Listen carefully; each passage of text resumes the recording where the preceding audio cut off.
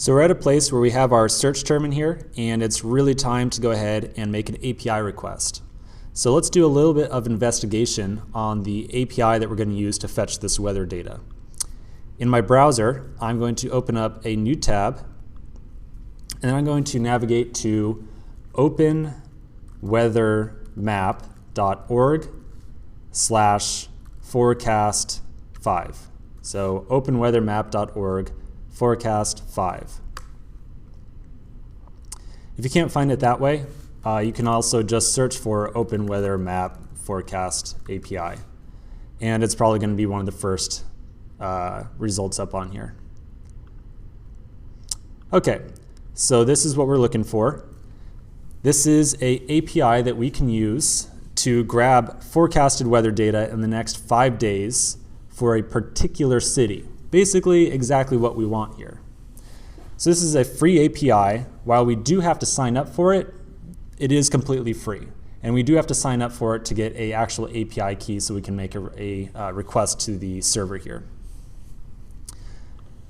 This endpoint right here, this by city name, is the endpoint that we're going to end up using. So you can see here, let me dial up the font size a little, nice and big. You can see the general format of the request that we need to make. We're going to make a request to api.openweathermap.org data 2.5 forecast, and then we've got our query string here, which is everything after the question mark. And the part that we really need to supply here is q equals, which basically means query, is the city name, comma, country code. So pretty straightforward, pretty simple endpoint here. We really just got to hit this address right here with a particular city name, and we should get the weather data that we really care about. They've got a sample request right here that we could click on.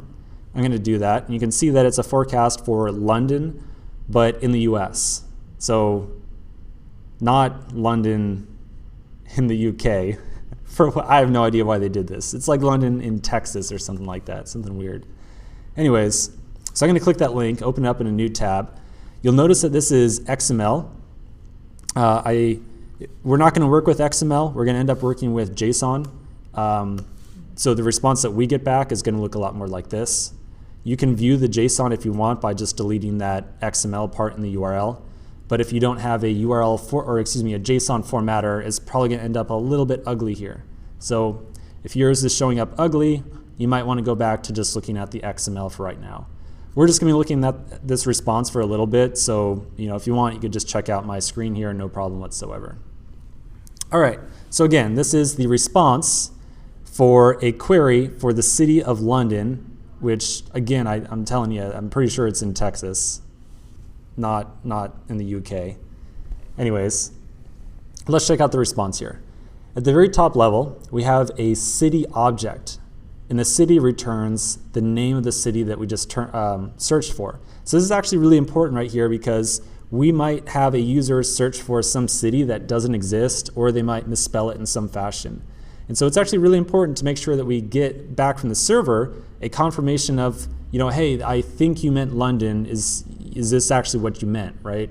Maybe we left off an O, or an N at the end. So I'm going to delete the N, and let's see what happens now.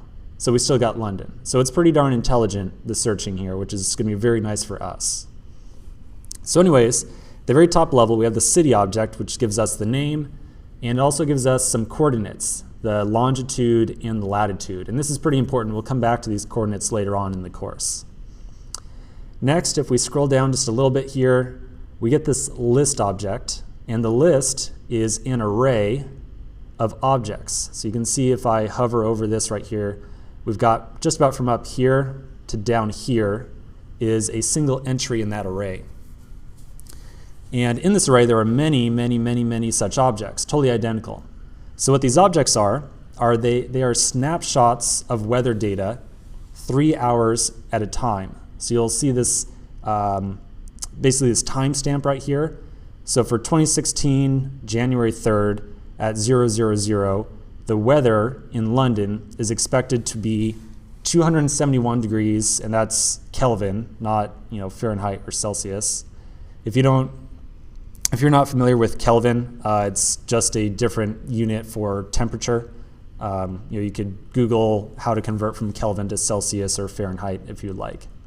Anyways, the temperature at basically midnight right here is going to be 271 degrees. And then 3 hours later, so you can see 1:03 at 3 a.m., the temperature is going to be 268. And then at 6 a.m., it's going to be 267, and so on and so on and so on, 5 days worth of that data. So this list right here is really the prime unit, the data that we really care about for a search that we get back. We really care about what the temperature, the humidity, and the pressure are.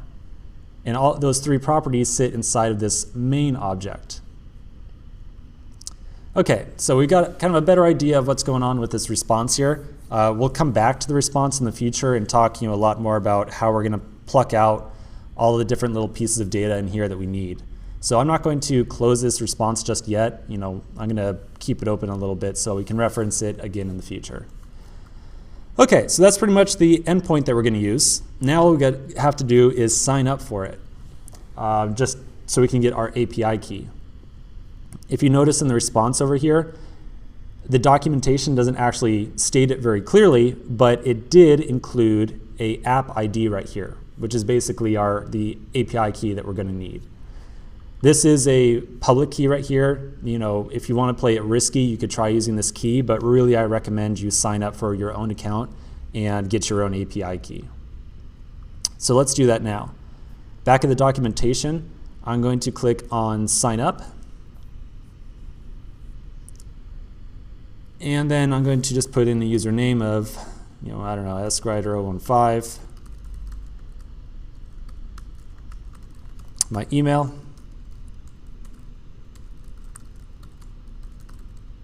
And then a password.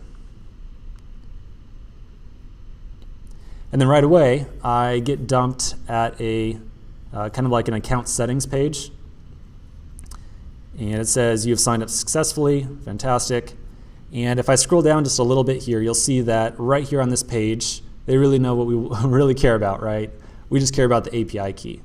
So you can double click the key right here and then copy it. And we're going to save this key right away so we don't lose it. I'm going to go back over to my code editor.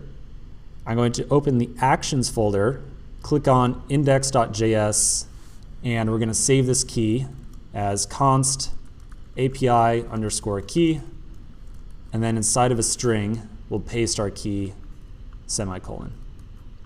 Okay, cool. So this is the API key that we're going to make use of when we make the actual request. Let's go ahead and continue in the next section.